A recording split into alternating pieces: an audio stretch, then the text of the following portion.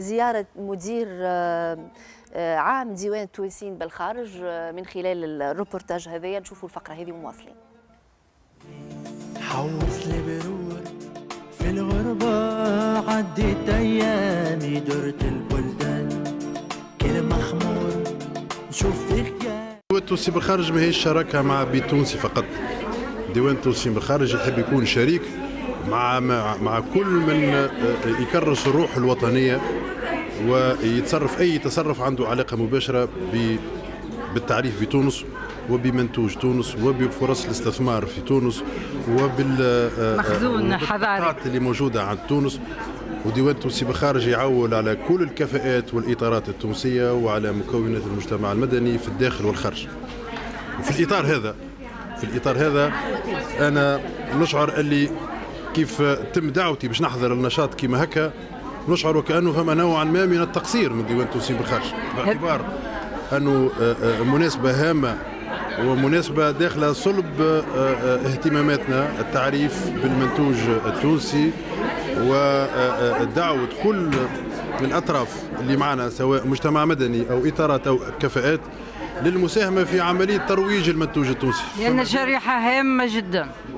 تو نجيك للشريحة، فما بالك التعريف ومحاولة الترويج للصناعات التقليدية التونسية اللي هي تحمل من أهم القيم، تحمل تراثنا وتاريخنا وهويتنا التونسية. أول حاجة في الهوية هي لباسنا وهي منتوجنا التقليدي. كل الهدف متاعنا أن نروج لصورتنا الحقيقية اللي هي فعلا متميزة.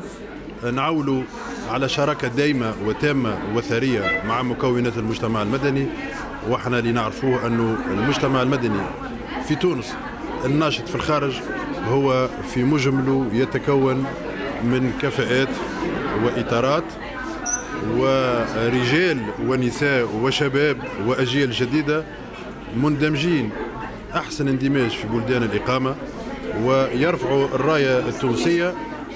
واحنا في ديوان التونسي بالخارج عمرنا ولا كان عندنا إشكال في التعامل مع الجالية بكل شرائحها، باعتباره أنهم منخرطين في كل الأنشطة متاعنا. واحنا دعيناهم من خلال المنتدى السنوي اللي انتظم السنة يوم 28 جويلية، دعينا كل أفراد الجالية لتقييم دور ديوان التونسيين بالخارج ولتقييم أداء ديوان التونسيين بالخارج. هما اللي باش يقيموا أدائنا ودورنا، ودورنا أساسا يلزم يتبنى على كذلك المساهمة في التنمية الوطنية الشاملة. جمعيتنا جمعية الجسور بونتاس تونيزي هي معناتها شريكة في التجربة هذه اللي بها نحاولوا باش نحسوا انتر الأجيال الجديدة اللي توا قاعدين معناتها إشانتيون منهم قاعد يطلع على المنتوج نتاع الصناعات التقليدية في بلادهم، لكن حبينا نزيدوا ندعموا ونزيدوا نغذيوا التظاهرة هذه بتظاهرة ثقافية أخرى نقوموا فيها بتقديم بعض من النشريات الجديدة اللي مازالت كي صدرت عن دار نشر تونسية زاد اللي هي زاد شريكة معنا في التظاهرة هذه، دار نيرفانا للنشر. بالمناسبة هذه إذا نقدموا 3 كتب مازالوا يخرجوا، كتاب على تونس في الذاكرة إذا نجم نقولوا من كتبوا طاهر المليجي، معروف هو منتج ومقدم في التلفزة وفي الإذاعة، مختص في الأغنية والفن التونسي، الفن التونسي معناتها. وعندنا كتاب آخر شي قدموا أستاذ في علم النفس ويقري، هو من الكفاءات نتاعنا في الخارج، يقري في جامعة ليون ومازال كيخرج كتاب اسمه ماجي اي ساكر دو لونسانس. هذا يتكلم على البخور وعلى الجو او على الجاوي والشق والامور نتاعهم والرمزيه نتاعهم في الحياه الاجتماعيه نتاعنا وفي جميع المناسبات، الفرح وغيره والطهور والى غير ذلك، دونك الرمزيه. وكتاب اخر يتكلم على تونس معناتها من خلال ديكارت بوستال مع تقديمها اللي زاد نقدموا فيها بعض المهن الصناعات اللي في حالة اندثار توا، وقاعدين بها التجربة هذه نحاولوا باش نبعثوا فيها الروح من جديد بفكرة معناتها تطويرها وانصهارها في المجتمع وفي الواقع في الحاضر اللي نعيشوا فيه توا. احنا مجموعة من الشباب التونسي المقيمين خارج أرض الوطن. مجموعتنا تتكون من 35 شاب. احنا مجموعة أعمارنا ما بين 18 تتراوح ما بين 18 وال 35 سنة. مجموعة من الإطارات في مناطق مختلفة، نجم نذكرهم الآن: ألمانيا، فرنسا، إيطاليا، عدد كبير من إيطاليا، السعودية ومن الجزائر. تلمينا لهنا من الديوان التونسيين بالخارج. الهدف انه احنا نتعرفوا على بلادنا اكثر على الصناعات التقليديه واكثر على المتاحف، وهذه فرصه باش احنا نزيدوا نعرفوا بلادنا اكثر ونزيدوا نتعرفوا على عاداتنا وتقاليدنا، واللي تونس حتى شيء ما غير عادات وتقاليد نجموا نقدموا. والحاجه اللي نجموا نعاونوا بها احنا نعطيو صوره باهيه على بلادنا في الخارج. وعلاش ليه؟ علاش المعارض هذه احنا عجبتنا برشا فكره المعارض، وعلاش ليه المعارض هذه ما تتوسعش اكثر، خاطر هي تعطي صوره لبلادنا. تحبهم يجيوكم لبرا؟ اي فما موجوده شويه، معناها محدده شويه، نحب يجيو اكثر. وانا وين نعيش؟ انا نعيش في المانيا، نشوف اللي الناس تقبل كي نهز. انا وين نروح لتونس نهز حاجه معايا، نهز دي بيتي كادو، نهز العبيد معايا، ونشوف قداش يفرحوا وقداش يعجبهم الصناعه التقليديه.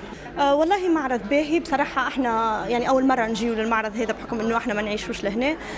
نشوفوا في حاجات حلوه برشا اللي نحن تلقانا نلوجوا عليها وناخذوها باش نلبسوها هنا وغادي، خاطر الناس كي يشوفوها غادي يقولوا يا محلاها. نحبوا نكونوا نحن صوره باهيه، نحبوا نعطيو صوره باهيه على بلادنا. ماذا بينا نشوفوها اكثر، على خاطر حاجه ماناش قاعدين نشوفوا فيها مقتصره صناعه تقليديه جست نلبسوا فيها في مناسبات معينه، ماهيش خارجه للسوق. مستحقين انه نزيدوا نخدموا عليها اكثر، مستحقين نخرجوها لبرا. حاجات باهيه ونشوف الناس الكل تشري فيها، معناتها مش ماذا بينا جست لهوة اكثر وما يغليوش علينا وما يحسبوناش توريست ويحسبونا او ميم طون معناتها اولاد البلاد، وكيف كيف نحن رانا قاعدين نصدروا احنا صوره لبرا. دونك المفروض يصطفي ويخرجوا شيء هذا لبرا. اول مره نشوف العادات والتقاليد هذوما، ويعني حاجه باهيه باللي انا تعرفت على التقاليد نتاع بلادي، وماذا بيا معناتها طلعوها للخارج باش الناس تعرف العادات نتاعنا والتقاليد، وهكاك تشهر تونس تولي يجيوها حتى توريست هما ماذا بيا يحبوها. حوص لي برور في الغربة، عديت أيامي درت البلدان كل مخمور. مرحبا من جديد بكل مشاهدينا. نحيي ضيفاتي ومره اخرى نقول كل عام والمراه التونسيه بالف خير. مدام رجال عايدي كل عام وانت حيه بخير، عيدك مبروك، يعيشك ان شاء الله. كل عام المراه التونسيه بخير. وصال الساكري مرحبا بك، متحصله على الجائزه الثالثه في الخمسه الذهبيه السنه. مرحبا بك. لباس يومي. ومدام بشرى كشيش الجائزه الاولى في العبو، في العبوه، لا لومبالاج اللي فهمناه باستعمال ماده اوليه خاصه مميزه لجهه هرقله. فوالا مرحبا بكم ان شاء الله. كل عام وانتم حيين بخير. مدام رجب باش نبدا معاك. واحنا كل ديما في كل ايميسيون نحاولوا نقوموا بجوله هكا جديده، اما اليوم يظهر لي لازمنا نحكيوا على الحرفيات والمرأة التونسية اللي هي ناشطة برشا في قطاع الصناعات التقليدية، واللي بفضلها هي القطاع زاد أحيانا يسترجع أنفاسه هكا. ولا صحيح. نحب في البداية نحيي المرأة التونسية بصفة عامة والحرفية المميزة لمجال الصناعات التقليدية. تعرف اللي 85% من الحرفيين الناشطين في قطاع الصناعة التقليدية هم النساء. بالمناسبة بدك نقول لهم تحية ليهم، تحية للأصابع الذهبية اللي ينجزوا في أشياء كبيرة برشا، تحية للمجهود اللي يقوموا به مازالوا مواصلين رغم بعض الصعوبات في مستوى الترويج وغيره. أنا اليوم حبيت نقول من موقعي نقول مبروك وعيد سعيد للمرأة التونسية. وفي المجال هذا حبيت نحكي على الصخاب اللي هو حولي. نعرف اجمل حاجه حلوه برشا الصخاب هذايا باش نحكي عليه شويه. عندنا بعض الفيزوال اللي هو هذه الصخاب، هذه الصخاب اللي هو قطعه من الحولي التقليدي المميز لتونس. السخاب هذا تابع لجهة تونس، السخاب قطعة قديمة في الفترة الأخيرة بعدوا عليه الحرفيين والحرفيات في الإنجاز نتاعو، لأنه قطعة معناتها مش سهل إنجازها، ولكن توا نحب نقول اللي أخيرا هناك بعض المبتكرين والمبتكرات بصفة خاصة رجعوا لإنجاز هذا السخاب. السخاب هذايا هو من إنجاز ومن ابتكار الحرفية الزوز اللي هو زينب بن جعفر وبنتها أروى، اللي هما عارضين حاليا في القرية الحرفية بالدندان. السخاب هذايا نحب نحكي عليه، ولكن نحب بالمناسبة نوري بعض المراجع اللي هما موجودين لهنا اللي نجموا ياخذوا عليه فكرة على التاريخ نتاعو، كيفاش يتصنع وكيفاش المرأة. أنا نحب نقول اللي راه المرأة التونسية على مدار التاريخ نتاع الحلي التقليدي كانت تساهم مع الحرفي في الابتكار، معناتها تعطيها افكار، تجيب له في بعض الاحيان المكونات وتقول له فوالا نحب هكا وهكا. دونك كان ليها موقع خاص في مجال ابتكار وانجاز الحلي التقليدي. دونك تحيه لسيده زينب وبنتها اروى اللي عدت لها الحرفه هذه والغرام على هذا الابتكار المتميز واللي رجعت قطعة تقليدية مميزة للصناعات التقليدية والحلي التقليدي. اللي يحبوا ياخذوا بعض الأفكار على الحلي التقليدي والتاريخ والكل، عندي بعض المراجع كان نجم بعد نوريهم بالواحد اللي هو روائع الفن التقليدي التونسي. الكتاب هذايا من إصدار الديوان الوطني للصناعات التقليدية، يحكي على عديد الاختصاصات. وايضا هيت عليك مدام رجاء هكا سامحني، نشوف هذا مرجع، هذا المرجع والسخاب باش نلقاوه اللي هو قطعه مميزه من روائع الفن التقليدي التونسي. ينجموا يلقاو عليه في التفصيل معناتها الناحيه التاريخيه نعم بيشوف التاريخ نتاعو. هو يتلبس في تونس ولكن يعملوه زاد ايضا في الجنوب التونسي بصفه مختلفه وبمكونات مختلفه. في تونس عندك الفضه المذهبه وعندك العنبر زاد بخليط مميز لجهة تونس. هناك أيضا عنوان آخر لبيجو دو تونيزي زاد فيه عديد المعطيات والواحد، وعندنا أيضا سمبول بيجو اللي هما زاد مراجع نجم نلقاهم في الديوان الوطني للصناعات التقليديه. هذه في البدايه، ولكن نحب احنا بما ان كنا نشوفوا في روبورتاج حول معرض صيفي، احنا قلنا لو سالون سيفال في الدندان اللي هو نظموا الكوليكتيف تونسي خليك تونسي بتونسي بالتعاون مع الديوان الوطني للصناعات التقليديه، ولكن في نفس اللي هو موجه للجاليه نتاعنا في الخارج. نحب في نفس الاطار نحيي المبادره اللي قامت بها جمعيه كلنا باردو لتنظيم تظاهره ذات طابع وطني هام جدا باش تحتضنها جهه مساكن. التظاهره هذه باش تنظمها جمعيه كلنا باردو. نحيي السيد عبد اللطيف المليح اللي هو كانت له الفكره.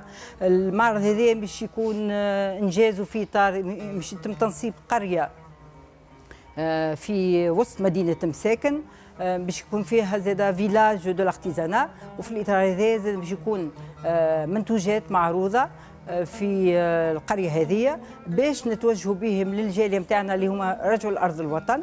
نعرفوا اللي مساكن راهي فيها جاليه كبيره في مدينه نيس، والتظاهره هذه جات في اطار التوأمه بين مدينه نيس وجهه مساكن.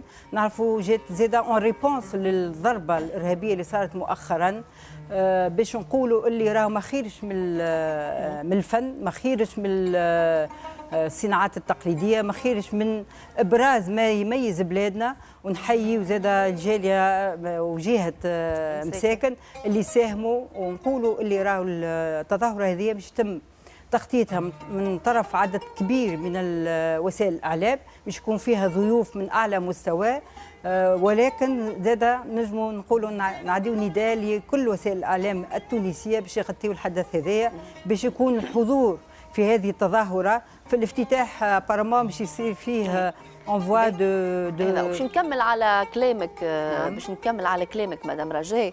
معنا على خط الهاتف سي عبد اللطيف مليح رئيس جمعيه كلنا بارد، وهو مني هو موجود في نيس الان. يقول لي وديع حبيت ناخذه معنا وخلينا نحكيو اكثر توضيحات على التظاهره هذه. الو الو عسلامة عبد اللطيف.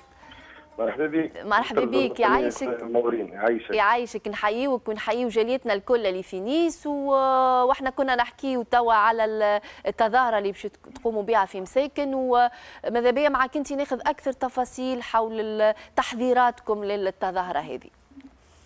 يعيشك اختي يسر. يعيشك، مرحبا. شكرا للتلفزه الوطنيه وتحديدا برنامج اهلا تونس.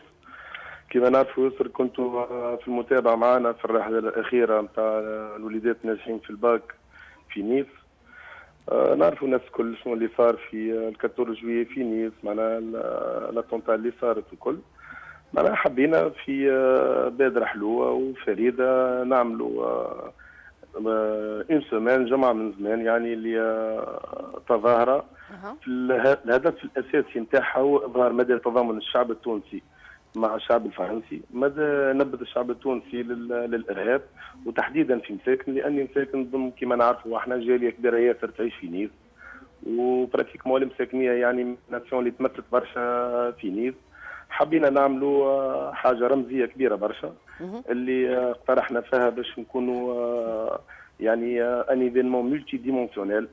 اولا يوري لاولادنا ولاد الجاليه لهنا الصناعه التقليديه التونسيه، مدى ثراء التراث التونسي نتاعنا، مدى القدم نتاعو، وفي نفس الوقت تكون في بادره للارتيكل هذوما ارتيزانال اللي مش تعرضوا كلهم يكونوا يحملوا شعارات ضد الارهاب، شعارات دو سوتيان نيس، نبذ العنف والارهاب.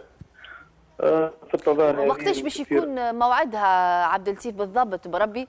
كان نعاودوا نذكروا. ان شاء الله نهار 30 الموعد نتاعها 15 اوت، مش يتم الافتتاح على الساعه 6 مساء. مش يبدا افيك ان تريغون لا شيد بالون، يعني فما يطيبوا البالونات بعلم فرنسا وعلم تونس، يعني كميه هائله. مش يقع وجهنا الدعوه الكثير من الاطارات وكثير من رجالات الدوله ونسائها. ان شاء الله مش يكون حضور غفير. نشكر بالمناسبه هذه وزاره السياحه اللي ما دخلت الجهد في الوقوف معنا، يعني جهود متضامنه الناس الكل من طرف وزاره الشباب والرياضه، وزاره السياحه، التوانسه، ولاد البلاد لهنا، الناس الكل، يعني باش نوريو مدى العمق نتاعنا الحضاري، مدى نبذنا الارهاب، وان شاء الله كلنا يد واحده. ومن يعني العمال بالخارج يعرفوا اللي بلادهم واقفه معاهم والناس الكل معاهم، ولا عندها اهميه معنويه كبيره برشا للتظاهره هذه يظهر لي بالنسبه للمقيمين بالخارج. شكرا لك، يعطيك الصحه. شكرا لك عبد اللطيف. ان شاء الله اكيد باش نواكبوا معاكم التظاهره هذه ان شاء الله. شكرا لك. ان شاء الله يعيش. خليني نرجع تو مع مدام رجاء ومع وصال ومع البنات باش نعاودوا نحكي شويه على البشرى زاده. نبدا معاك وصال. الجائزة الثالثة في الخمسة الذهبية السنة، مبروك مرة أخرى. ما زلت هكا فرحانة بالجائزة ولا دخلت في التفكير في حاجة أخرى؟ والله أنا ما زلت فرحانة بالجائزة وفرحانة باللي جاني بعد الجائزة. فوالا أي جاك بعد الجائزة؟ يعني كيسيون باهية أنا شاركت. شنو فتحت لك الخمسة الذهبية؟ هي راهي حاضرة باش نقول لك الجائزة نتاعها مكنتها أني تحضر في المعرض نتاع الدندان. دكا. وقعدت قبالك برشا كبير برشا، يظهر لي أحسن معناتها الميور تيموناج بالنسبه للنجاحات نتاعها هو تجاوب الزوار الصدى اللي لقاتوا للمنتوج نتاعها الابتكارات نتاعها. ذكرنا شويه تو هذا انت العمل هذا اللي خديت به جائزه اللي لبستها انت ولا لبستها مدام رجاء زاده، وحلوين برشا وقتها وجلبوا الانتباه. نتذكر وقتها نعمل حفله، نتذكر وقتها حتى اللي حاضرين يجلبهم ياسر العمل نتاعك. نحكيو شويه الجائزه هذه شنو اضافت لك، وناويه تطور في العمل، تبقى في نفس الستيل ولا تبدل ولا شنو ناويه بروشينمون معناتها ان شاء الله؟ ساعة نبداو قبل كل شيء ان شاء الله كل عام والمرأة يعيشك الف خير. وانت زاده. وان شاء الله كل عام نشوفوا المرأة التونسية ويعني في اعلى المراتب ومتقدمة وناجحة. نبداو باش نحكيو توا على المشاركة نتاعي في الخمسة الذهبية. اول ما شاركت يعني شاركت كمسابقة، حبيت نربح حاجة جديدة، حبيت ندخل فيها. الحقيقة الفوز كان لي مفاجأة، يعني أنا تفاجأت برشا بالفوز. واللي فاجأني أكثر هي ردود الفعل نتاع العباد من نهار الديفيلي واللي نجر على من بعد الفوز هذاك. الحقيقة لقيت تشجيع برشا من العباد والتفاعل نتاعهم مع الكوليكسيون نتاعي هو اللي شجعني باش أنا نقدم وباش عملت البرودكسيون، نقولوا احنا باش عملت إنتاج على الكوليكسيون نتاعي. ولقيت الحقيقه برشا تشجيع من الديوان الوطني للصناعه التقليديه، من السيد المندوب اللي نحب نقدم له تحيه كبيره برشا، سي محمود غرسله، مندوب تونس. مندوب تونس. هذه الصور من الخمسه هذه تاخذ في الجائزه نتاعها، هذه وانت تاخذ في الجائزه. هذه كانت في المشاركه في الفاشن ويك. اي ما بعد الخمسه. ما بعد الخمسه هذا تعريف بالابتكارات نتاعنا. اذا لقيت برشا تشجيع الحقيقه، ولقيت برشا افاق تحلت لي وحلوا لي برشا بيبان، ومن بين البيبان هذوما هي المبادره نتاع بي تونسي في معرض الدندان. يعني لقيت ترحاب كبير برشا كيف اتصلت بهم وحبيت نشارك، الحقيقه ما تردوش وفي ساعه جاوبوني، وشاركت في المعرض هذا واللي هو كان لي أول لقاء مع الحريف، يعني اللقاء المباشر مع الحريف.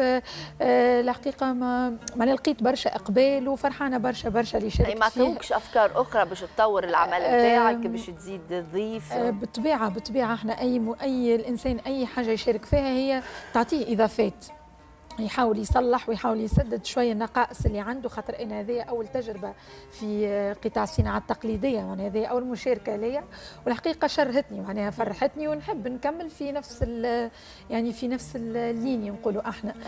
نحب نخدم حاجات اللي هما تراديسيونيل، حاجات اللي يكونوا يعني ذات قيمه، يعني على مستوى الاقمشه، على مستوى التطريز، لكن ديما اللمسه التقليديه مع الحاجات اللي هما مودرن، باش العباد يكون الاقبال نتاعهم اكثر على ويمكن هوني الحلمه تولي اكبر من هذا، تولي زاده كيفاش تنجم تمثل شابه تونسيه في الصناعات التقليديه، تمثل بلادها بلمسه تونسيه هكا وهذا طموحي. انا ديما نطمح لما اكثر من هكا.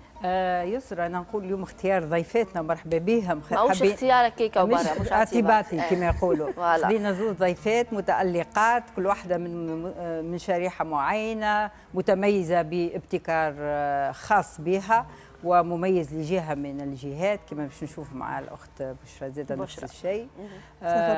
دونك صغرتوني في الاسم بشرى. شو هو الاسم؟ بشيرة. حتى بشيرة حلو ما صغرنيش. بشيرة فوالا. انا من نقول بشرى وانت ما صلحتنيش. لا بيسالش تصغير. اوكي. ما نسيت، ما ذكرتش حاجه مهمه برشا، اللي احنا بعد الديفيلي وبعد الفوز قعدنا برشا اون كونتاكت مع لي ممبر دو جوري، لجنه التحكيم.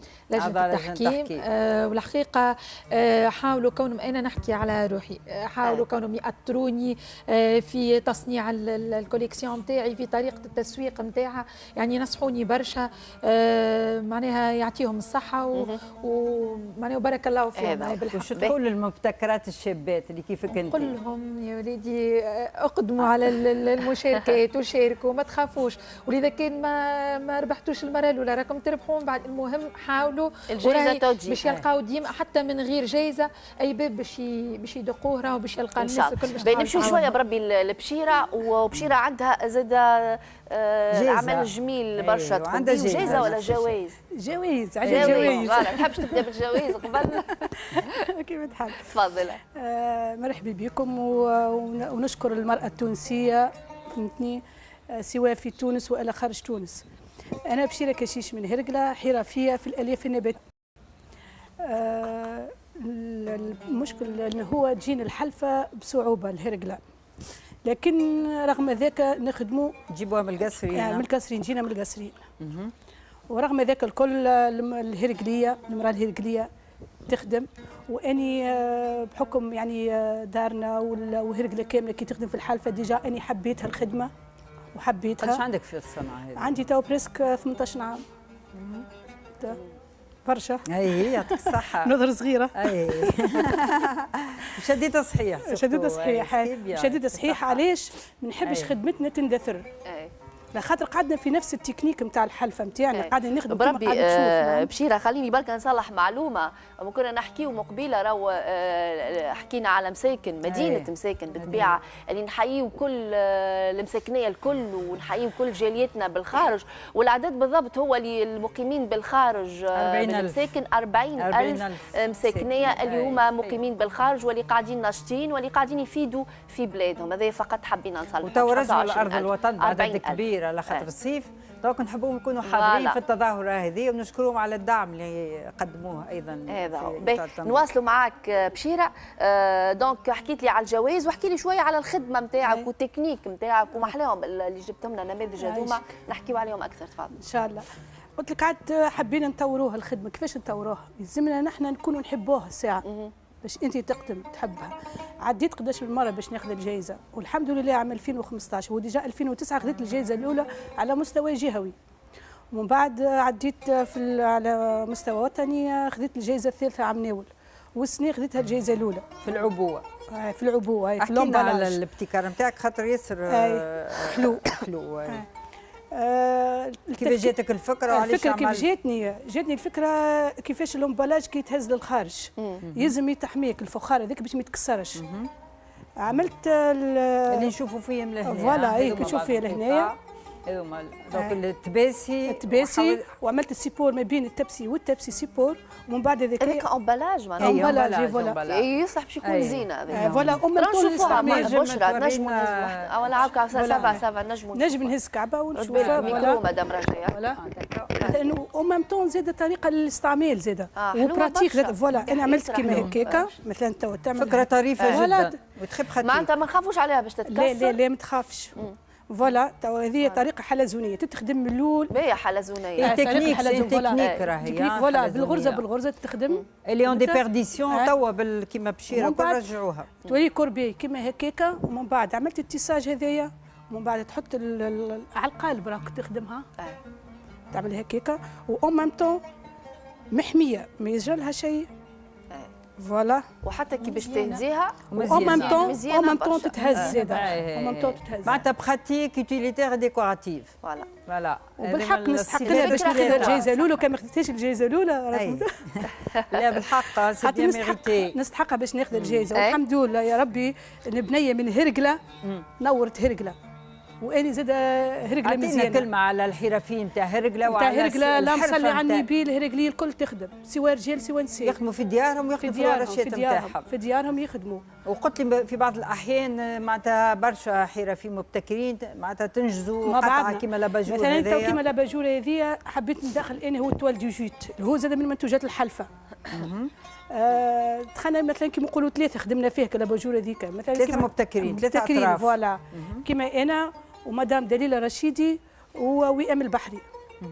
فهمت باش نحن طلعنا اباجوره مزيانه كيما هكاكا وتبدا السيري كامله. علاش نحن نخسروها الحاجات الماتيير بريمير يلزمها نلصقوا مع بعضنا. مثلا كيما نقولوا ثلاثه اربع حرفيين مع بعضنا نعملوا نحبوا بعضنا الحرفيين. ما يسالش نكملني وتكملني نورمال نتعاونوا ما يسالش يعني تبدا علاقه تكامليه في الخدمه وفي كل شيء. خاطر نستحق اليوم نستحق مثلا كيما مدام دليله حق نتاع ربي يعني مصلي على النبي عليهم ياخذ الخمس الذهبي في الجائزه الثانيه. اي دليله رشيدي نحيوها مدام دليله يعطيها الصحه بالطبيعه. اي يعني هو فقط خلينا نختموا مدام رجاء. باش نختموا انا نحب نقول القطعه الاصليه هذه اللي فوالا قلت علاش اي كورتها فيها فوائد كبيره برشا. تعرف اللي هي ماده طبيعيه نعرفوا هذا قريته انا بنفسي وانا بنفسي في داري نستعملها معناتها باش ناخذ من عندها قطعه قلت لها خاطر نحط فيها الخضره نحط فيها البرة تقعد فريش وريني كيما هكا كيما هكاكا هي عندها يعملوها حتى اكبر دون فورما تحط فيها واحد يحط فيها الخضره وتحط فيها الغله سالامبيش دو بورير معناتها تنجم تقعد وتصبر بالكدا هذه كيما هذوما زاد للثوم هذوما مثلا زاد قفاف للثوم يقعد الثوم فرشك مثلا ما يجرلوش خاطر الماده والله فما حاجات محلاهم معناتها كانوا يستعملوها من قبل. انا نقول هذه كانوا يستعملوها هذول قبل يحطوا فيها ولا هي كانوا يستعملوهم بحاجات كيما هكا قبل مع هذه قطعه قديمه خاطر ولكن معناتها الاستعمال نتاعها مازال حتى لتويكا راهو.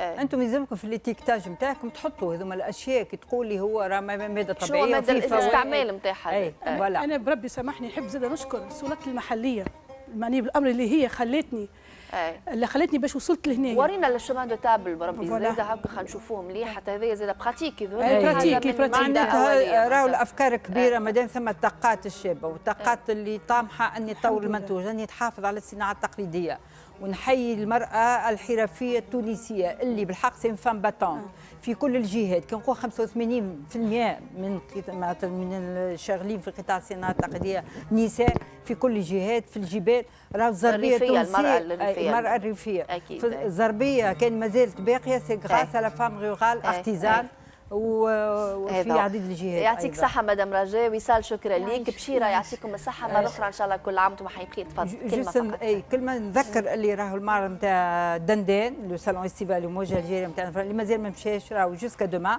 دونك مفتوح من 10 صباحا الى جوسكا 20 الى 8 مساء حتى نهار الأحد يقعد حتى نهار الأحد. دونك مش في المعرض اللي في المرسى زاده تبع وزارة المرأة. تنجم تقول لنا عليه كلمة في ساعة؟ اي تو نحن عارضين في الكورنيش المرسى تبع وزاره المراه. نظمت وزاره المراه في اطار الاحتفال بعيد المراه حتى النهار 17 اوت وسمى معرض الزهر زاد بربي سامح خليناش قاعداش مش يتغشوش عليا. راهو ما شاء الله التظاهرات الصيفيه ما شاء الله، وبيان سور التظاهر مش تنطلق يوم 15 باش في بلديه في مدينه مساكن زاد باش يكون فيها اشياء جميله وصناعات تقليديه حلوه برشا. يعطيكم الصحه الكل. شنو قلت لي ما يتغشوش عليك بربي ما نحبش تروح متغشى. كلمه فقط في ساعه بشيره خاطر ما عادش عندنا وقت. نشكر السلطات المحليه اللي هي وفرت لي اللوكال باش اني وصلت اليوم بحذاكم، خاطر اني من عام 2005 عطيني لوكال نتكون فيه جراتوي. مشكورين السلطات المحليه المعتمديه والبلديه، ونشكر زاد المندوبيه الجهويه زاد هي اللي دعمتني والليتيكا ولا فهم شاف دونت هو كان دعموك خاطر شافوا عندك طموح باهي، خاطر لقاو عندها حاجه تستحق. هذا هو. شكرا لك. مواصلين توا باش نشوفوا روبورتاج من خلاله تكريم ابناء الجاليه التونسيه والاسر المتبقيه